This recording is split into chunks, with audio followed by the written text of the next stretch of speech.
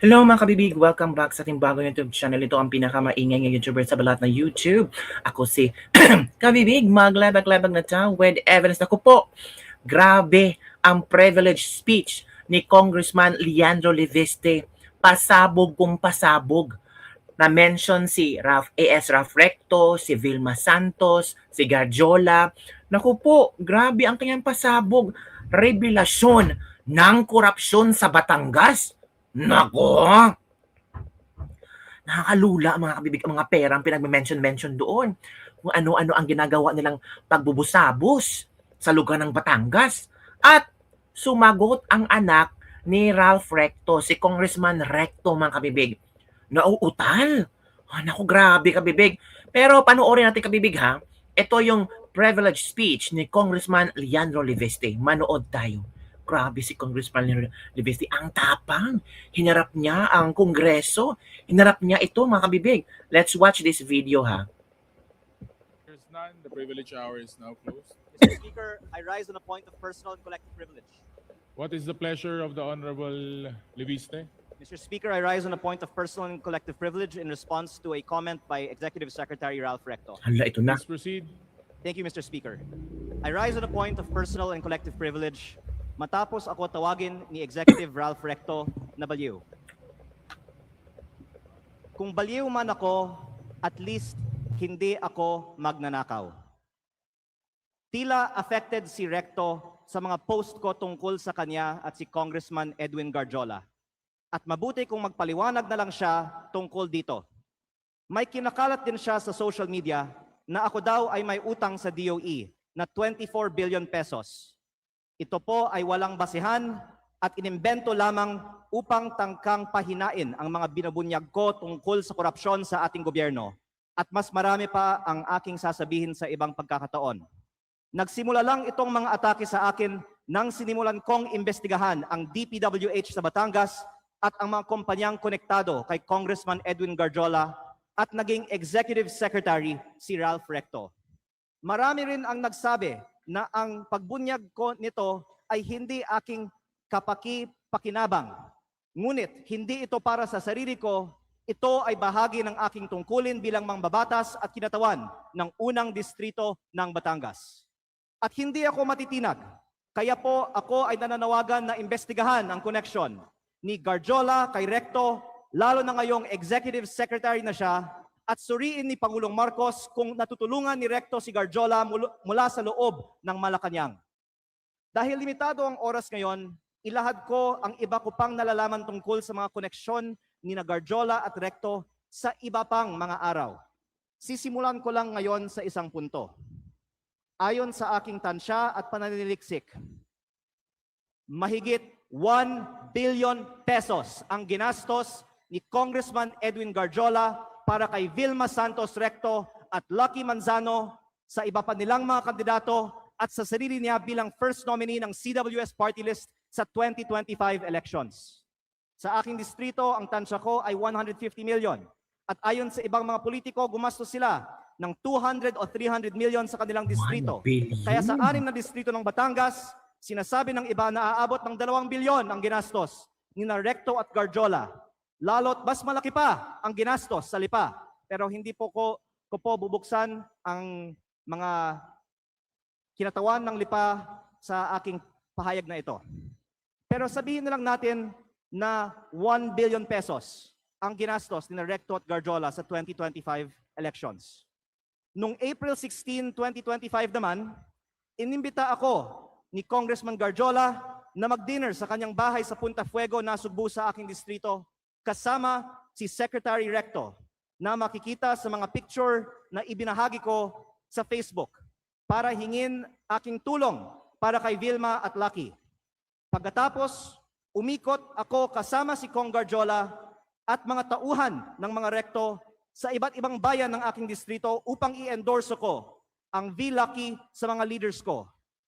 Pagkatapos ng mga meeting, nakatanggap ako ng reports na may ibinigay umano na cash para ikampanya si Vilma at Lucky na galing raw kay Congressman Garjola. Tila si Congressman Garjola ang gumagastos para sa kampanya ni V-Lucky.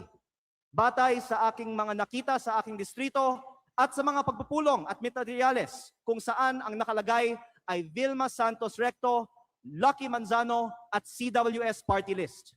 Ang ibang mga politiko sa Batangas ay pwede ding tumestigo na si Garjola ang gumagastos para sa mga rekto.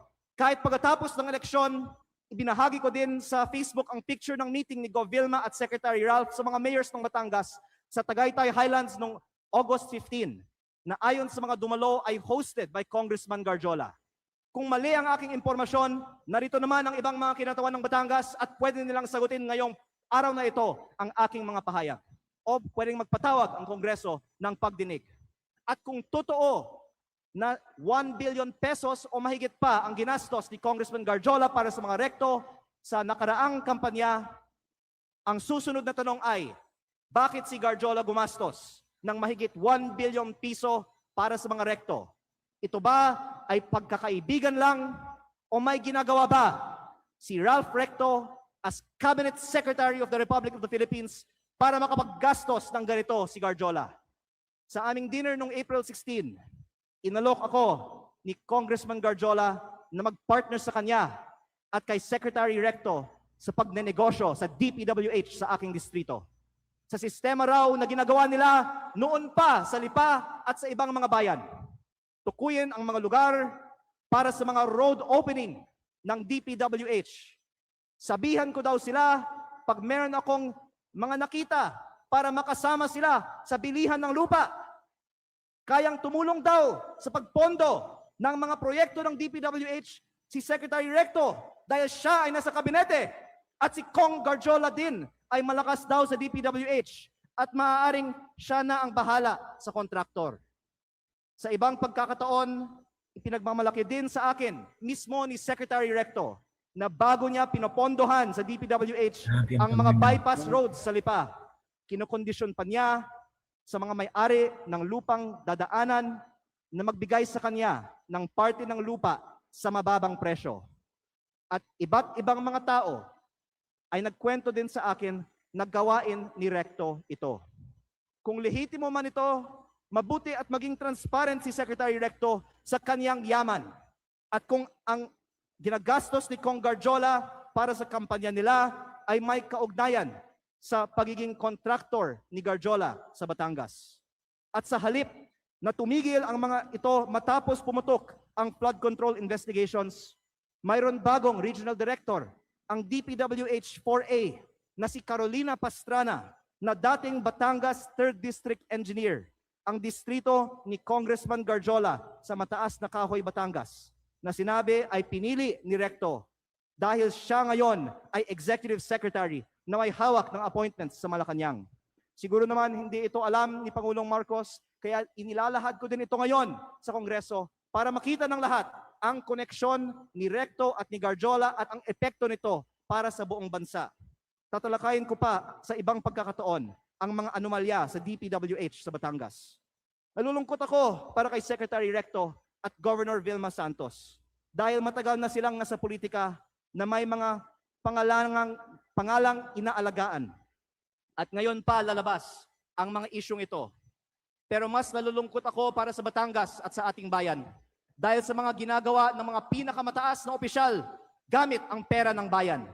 Lalo kung hindi man lang tutugunan ang mga aligasyong ito at kung hindi inaaprubahan ang pagbaba ng VAT at mga buwis sa langis o ibinibigay ang ayuda para sa lahat na nabanggit ko na sa mga nakaraang pagkakataon. Kung hindi totoo ang mga sinasabi ko ngayon, hindi dapat tahimik si Secretary Recto at Governor Vilma tungkol sa umano'y korupsyon sa DPWH sa Batangas at ang mga aligasyon kay Cong Garjola na tinawagan ng ICI na binuo ng gobyernong ito bilang isa sa mga pinakamalaking kontraktor ng DPWH sa Kongreso. Mabuti kung ipaliwanag nila kung totoo bang malaki ang ginastos ni Garjola para sa kanilang kampanya at ano ang kapalit at kung si Garjola ay kaibigan lang ba o funder din.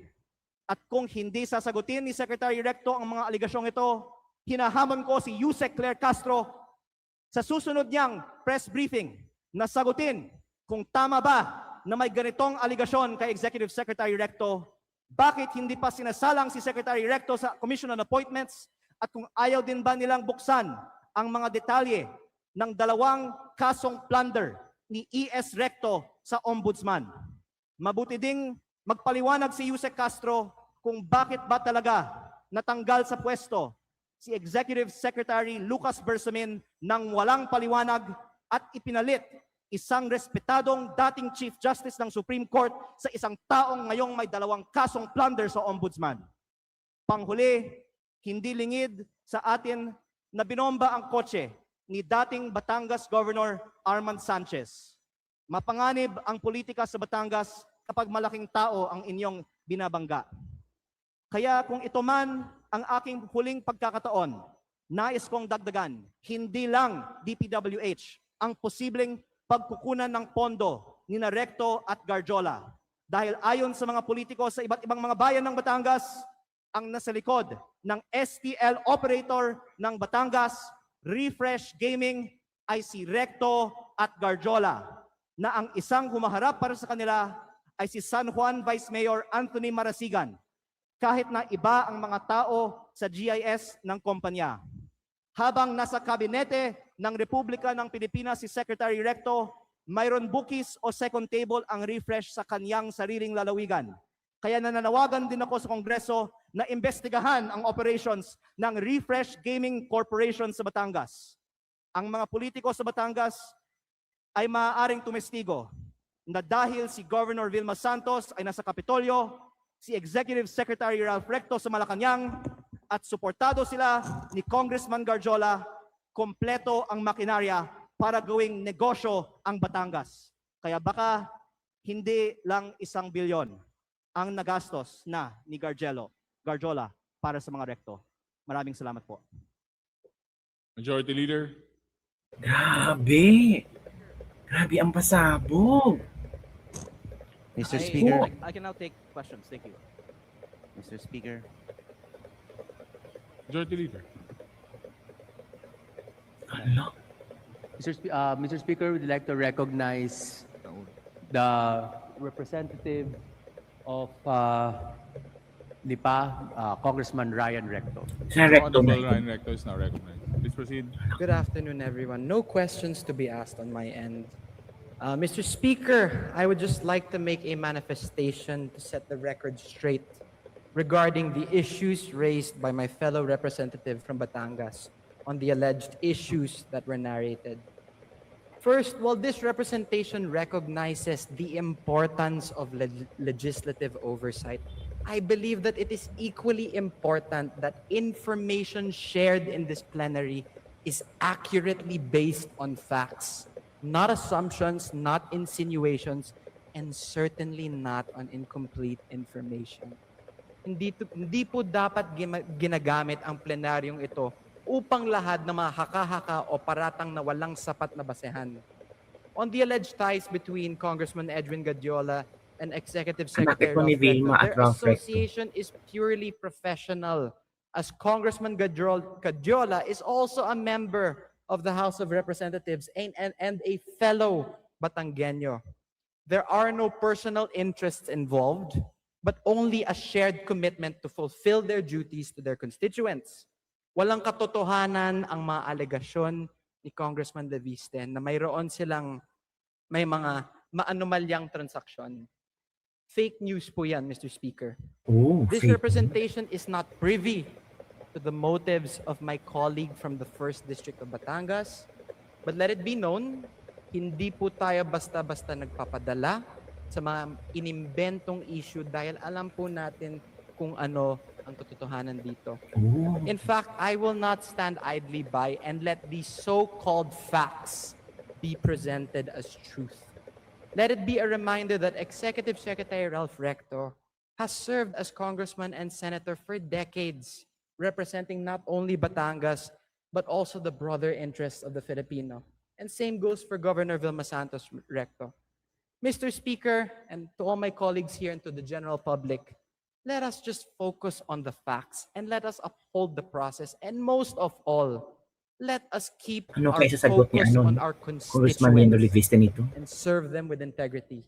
And on the subject of VAT, pagdebatehan po natin yan dito sa Kongreso. It is not the job of the executive, but our job as legislators, and we're always open for that. Thank you, Mr. Speaker. Mr. Speaker, may I Thank you. respond? Majority Leader. Mr. Speaker, may I respond? Mr. Speaker, I'd like to recognize the Congressman for the First District of Batangas, Thank you. Congressman Leandro Please Leviste. respond. Unang-una po, ako po ay nagpapasalamat kay Congressman Recto na gusto niyang talakayin ito ng mas mahaba siguro sa Kongreso. Kaya sana magkasundo-sundo na lang tayo na magkaroon ng pagdinig sa Kongreso. Ipatawag natin ang iba nating mga kapwa Batanggenyo Tama. at sila ang pwedeng tumistigo tungkol sa mga kaugnayan ni na Secretary Recto at Congressman Garjola para hindi he said, she said at maglabas na ng mga resibo. Pangalawa, dagdagan ko din na hindi ko binanggit sa aking privilege speech kanina ang eleksyon sa Lipa, alang-alang sa aking kasamahan. Pero para may konteksto tayo sa talakayan nito, sinabi sa akin ng ibang mga politiko sa Lipa na ang di umano'y ginastos ni Congressman Garjola at ng mga Recto sa Lipa sa 2025 elections ay umabot pa ng 1 billion pesos kasama na ang napakataas na presyo para sa bilihan ng mga boto. Hindi ko po alam ang totoong nangyari. Pinaparating ko lang ang sinabi sa akin at medyo mataas ang figure na natanggap ko. Baka naman 300, 400, 500 million pesos lang ang ginastos sa eleksyon ng Lipa. Pero gusto ko lang tanungin kung ano man ang ginastos ni Congressman Garjola para sa mga kandidato ng V-Lucky sa lungsod ng Lipa sa 2025 elections, kung 500 million man yan, o 200 million, o 100 million, ano ang kapalit ng ginastos ni Congressman Garjola para sa mga kandidato ng Tama. V-Lucky sa May lungsod ng point. Lipa? Don't take it from me, magpatawag tayo ng pagdinig at lahat ng mga Batanggenyo ay pwedeng sumagot sa mga testigong ito. Majority Leader.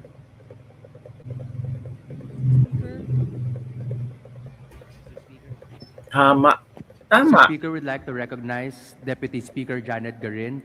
Tama mga kabibig. Kailangan talaga ng ang tawag dito, investigasyon dahil sa mga nilabas ni Congressman Leandro Leviste. I'm sure hindi yan magsasalita si Congressman Leandro Leviste kung walang ebidensya, kung walang dokumento na pwede niyang isampal. Naku no, Ralph Recto, Vilma Santos, Bilaki. Pero sabi naman ni Ryan Recto na we need facts. Hindi lang puro insinuations, puro kung ano-ano mga istorya. We need facts and I need facts. Sabi nga ni Ryan Recto na fake news ka. Hala ka mga kabibig. Naku, ano kaya ang sagot ni Tita V? Miss V? Governor V? Ano kaya ang sagot ni ES Ralph Recto? Tapos ang pangalan ni Luis, ang si Lucky, di ba? Naku, paano yan mga kabibig? So maghintay-hintay tayo sa mga updates kabibig ha, kung ano-ano pa ang mangyayari. Naku, yun lang kabibig ang ating playback for the debate. But before that, para yatang sumagot si Garin, panoorin na si Garin ha. From Iloilo. Yeah, thank you very much. You're now recognized, Honorable Garin. Thank you very much, Mr. Speaker. Thank you very much, Majority Leader. And of course, magandang hapon sa ating colleague, the Honorable Yan de Viste. Nakakagulat, no, Mr. Speaker, dahil nakita ko yung magandang relasyon ng mga taga-Batangas. And I also believe na kaakibat ng progreso ng isang probinsya ay ang pagsasama-sama ng kanilang mga lideres. Though, of course, I will not contest the decision that a manifestation will be responded to.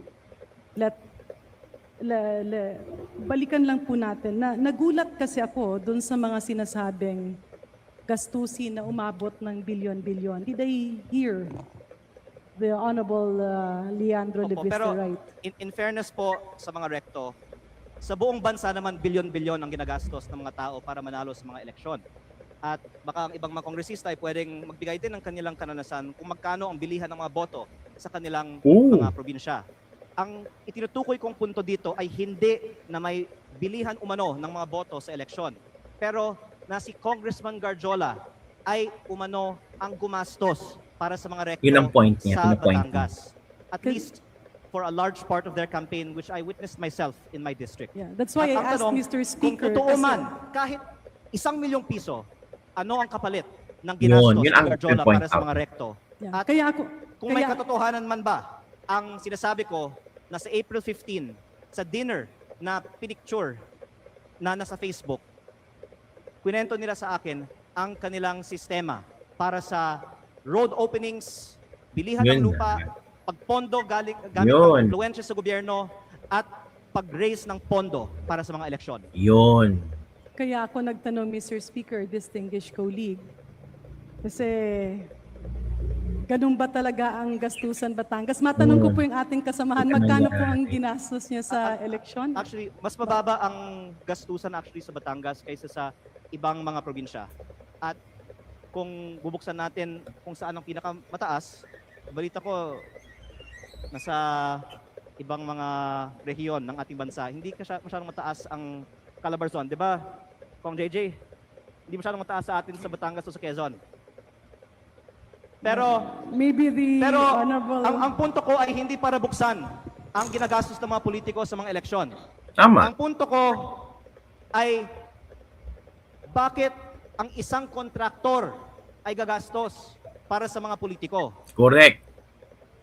Kung election spending ang bubuksan natin, hindi tayo matatapos ngayong araw. Ang punto ko, bakit ang kontraktor, ang lantaran, nag-host ng mga political events para sa mga politiko sa Batangas? Correct. Mr. Speaker, would the Honorable J.J. Suarez... Yun, mga kabigay, grabe. Iba si Congressman Leandro Leviste. Galing. So yun ang kabibig, later mag-ano na naman tayo, pakinggan pa natin ulit, okay? Bye everyone, see you next time.